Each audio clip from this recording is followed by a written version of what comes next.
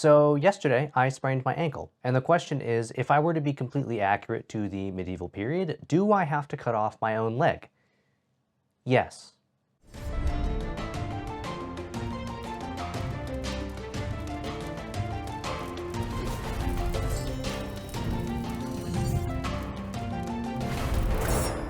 Greetings, adventurers. My name is Kramer, and obviously that's a joke. I'm not cutting off my own leg, and they probably wouldn't have done that in the medieval period either, which we will get to in a second. But because this is the internet, and I'm sure some people are curious, yes, I actually did sprain my left ankle. I've been immobile for most of the day today, and I actually really did something to one of the toes on my right foot as well. So it's been an interesting little while. But so what would people have actually done, and what should you do as adventurers here when you inevitably take that tumble and you end up less mobile than you would like to be? So first of all, yes, in the medieval period, if you attained some sort of injury, attained as if it's some sort of achievement, if you found yourself injured and immobile, there might have been circumstances, as there might be circumstances now, where you have no choice but to just sort of suck it up and keep going no matter what happens. But it's obviously true that if you had the option to get your injury treated, that you would seek to do that, because we don't want things healing improperly and then having reoccurring injuries or becoming much worse and then not actually healing.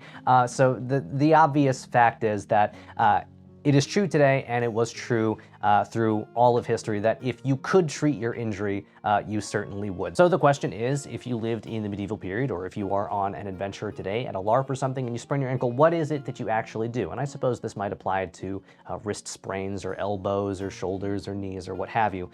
Though ankle sprain is what I'm dealing with, and it's the thing that I've consistently done. This ankle I have chronically sprained so many times at this point. It has since become funny again every time I sprain it.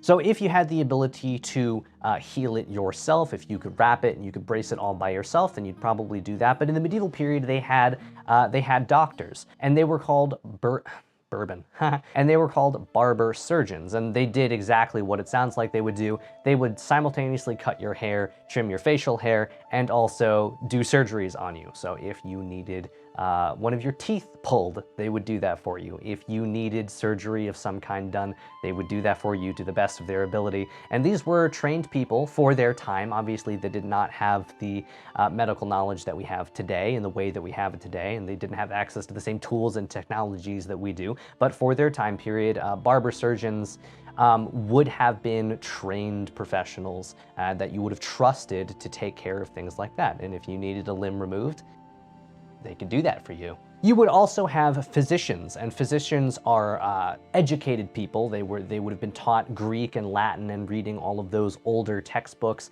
and they would be dealing, according to my research, they would have been dealing more with diseases and treating those, oftentimes working for nobility. So if, for example, you had something like diabetes, which in the medieval period they called honey disease, you would have the physician check you out. And if you had tooth pain and you needed to have one of your teeth pulled, then you would go to a barber surgeon. Now, dating back even into the Greek period, and yes, if you're curious, due to my immobility today, I literally did just research what they would have done in ancient times for sprained ankles, because I couldn't do anything else. Even going back to the Greeks, there were prescriptions on how it was that you were supposed to treat a sprained ankle to varying degrees, and those went from wrapping it with bandages to using splints or casts, obviously elevating it above your heart so that it doesn't become too inflamed, and resting. Now, the important thing here is that in the medieval period, ice is probably not super common. You might be able to use cold water, but as ice is one of the prescriptions that we have today in the modern world when it comes to treating injuries, helping with pain, helping with swelling, helping with inflammation, that is not something that they had, but they did have various different herbs that they could use to reduce inflammation, to reduce swelling, and help with the pain. And I do actually have a video on some herbal remedies. You can find that link right here. And you will also find a link down in the description to a source that I found listing a couple of other ones. It's on the second page in the PDF document. If you're interested in looking, this is coming from actual Greeks. So this is stuff that physicians might have had access to in the medieval period, but it dates much further back than that. And they do make reference to needing to change bandages in the source link down below once every 3 days to ensure that gangrene doesn't set in. I suppose that would be for a pretty severe ankle sprain. where there's actually open skin. Looking at it would probably beg the question, how is this ankle not broken? But when you have open skin, infection can set in, that sort of stuff. So because ankle sprains are so common and because they can seriously ruin the next couple of your weeks, and a lot of us, as we are LARPing or going to Renaissance fairs or climbing mountains in our garb, it's a serious thing to consider. What do you do if you're out somewhere and you happen to become injured? Because I can imagine that really ruining a weekend. It ruined my weekend. So here are some things that I think that all adventurers, all LARPers, what have you, should add to their actual medical kits. I'm a big proponent of having a medical kit with you when you are out because you just never know and you always want to be prepared. I also like to try to keep things, you know, as like accurate as possible, but because we're dealing with fantasy, there are of course ways that we can sort of use science in a way that seems kind of magical. So obviously I think you should have gauze, you should have bandages, ace wraps, athletic tape, stuff like that in your medical kit that you bring with you everywhere you go on an adventure. That kind of just is a must-have for me.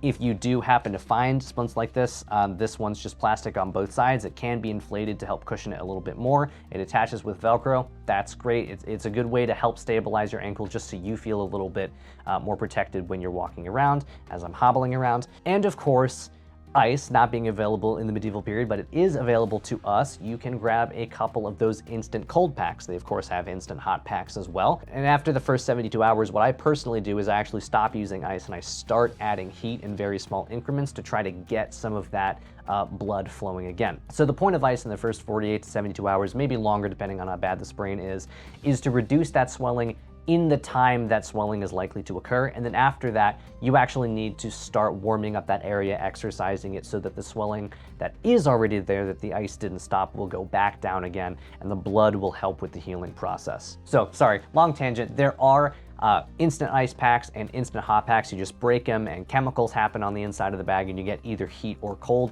That is a cool thing to have. Very, very helpful in an emergency. And you can also fake your way, convince yourself that they are part of a fantasy medical kit where boom, you just magically have ice now. That's the way that I would say it. I just say have it. It's always better to have it. So if you know that you have weak ankles or you're prone to spraining your ankles or you have chronic ankle sprains, take that into account when you are planning the type of footwear that you're going to wear for your character when you are designing your garb, because boots like this are very difficult to get off and then get back on again if you have limited ankle mobility because of an injury. And especially once you have wrapped your ankle and the width of your ankle becomes bigger, boots like this are really not a good idea. Whereas a thigh-length boot that laces all the way up and then all the way down again, so the whole thing comes apart and you can just take it off very easily, is a much better option. Or lower, either boots or just regular medieval shoes that aren't boots, that don't come up above your ankle, are probably a better bet for you. In my particular case, because I know that I have this instability in my ankle, I do prefer boots because even if only psychologically, it provides that little bit of extra like support, or at least like contact reference, so it feels like my leg is getting a hug. I've talked about that in my leg wrap video as well. So Viking leg wraps, Winningos, are great for people like me that have chronic ankle sprains, but just make sure you're choosing the right type of boot, something that you will be able to take off easily and get back on easily in the event that you do have an injury. I'd never thought about that before, but this past time when I sprained this ankle, after I did the show, I had to put on my motorcycle boots because that's what I wore to the theater. If you missed it, I'm in Adam's family right now, so that's what I mean when I say the show. It was very difficult to get them on because you have to angle your foot so deeply in order to get it into that initial part of the boot at the top. So lesson learned from that. The other thing is if you know you have weaker ankles or you have chronically sprained ankles, is to take precautions, preemptively strengthen that ankle if you know you're about to be doing something strenuous when you are on your adventure. But don't go overboard. If ankles are wrapped improperly, if they are wrapped too tight, if they are wrapped too much, it can actually reduce proprioception, which is where your brain is able to register where your body is in space. And I think that's what happened to me, is I had taped my ankle because I was sensing, for the past couple weeks, I've been sensing the weakness on the inside of this ankle. It's been sore every night when I come home. And I felt like I was living on borrowed time, so I preemptively taped it, but I think that I taped it either too tight or too much, and that is what caused me to land my jump improperly, because my brain was telling me, and obviously when I'm jumping, I'm not looking at my own feet, my brain was telling me that my ankle was in a different position than it actually was. So when I landed incorrectly. That must have been what it was. So be careful with that. Take precautions, but don't limit the mobility of your ankle so much that it's going to start interfering with the way that you actually walk before you're even injured, because that can actually cause an injury later. Now, I'm not going to make actual prescriptions on what I think you should do. There are plenty of online actual medical websites for you. If you have actually sprained your ankle, obviously I'm not a doctor, so I'm not going to give you advice, but I can tell you what I have done in the past. It used to be called RICE, Rest, Ice, Compress, and Elevate. Now it's PRICE, Protect, Rest, Ice, Compress, Elevate. And they call it paying the price, which, thanks guys, way to make me feel bad about spraining my own ankle, as if I had control over that. I have done that on occasions when my ankle sprains have been particularly bad, and I have also had occasions where I didn't do that at all, and I did everything you're not supposed to do, like drink alcohol and continue to walk on it for the rest of the night, because I happened to be at a wedding that time, and the next day I woke up and I was perfectly fine. So do what is best for you. That's totally up to you. I'm just saying sometimes RICE is the way, and sometimes I haven't done RICE and I've been all right. Ultimately, ankle sprains are a temporary thing. They're something that I deal with chronically at this point, at least once every couple of months to some degree.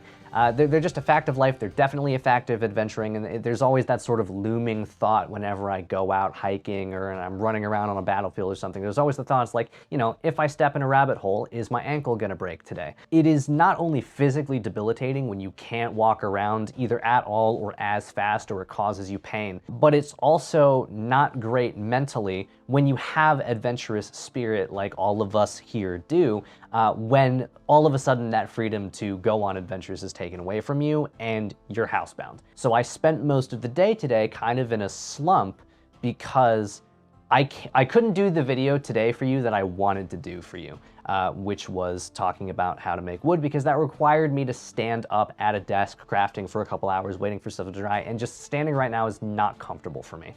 I'll be honest though, getting back into my traditional ranger garb here, this is all Burgschneider stuff. If you're interested, there is of course a link in my link tree down in the description. Code LA10 gets you 10% off, but getting back into my kit, it actually lifted my spirits a little bit, and connecting with you guys, it does lift my spirits, even though I was pretty down on myself earlier today. So I'm not able to do the things that I would like to do, and then there's the thought of, will I be able to do the things I need to do later in the week? It's just, it puts you in a really negative space.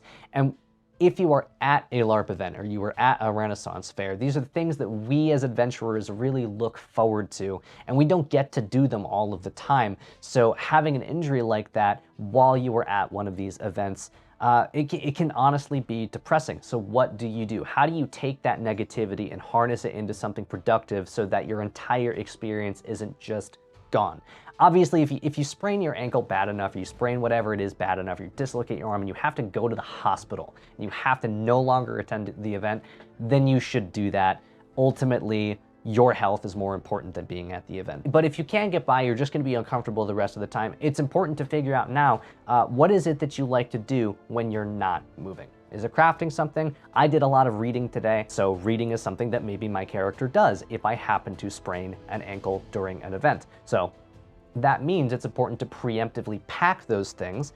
Not everything, not like all of your yarn and all of your knitting needles, but just something. So on the off chance that you become incapacitated, you are still able to partake in the event and immerse yourself, and maybe even like use that injury as a role-playing outlet. Because if you're upset about rolling your ankle, I'm sure your character is upset about rolling your ankle too. So it's important to have those things and find ways to continue to immerse yourself, to continue to be part of the story, to continue to tell the story of your character, even with setbacks like that. And of course, even if you haven't actually sprained your ankle, but you have sprained your ankle and you know what that's like, then you could choose to have your character sprain an ankle, dislocate a shoulder, or whatever, and you'd be able to roleplay that very, very effectively.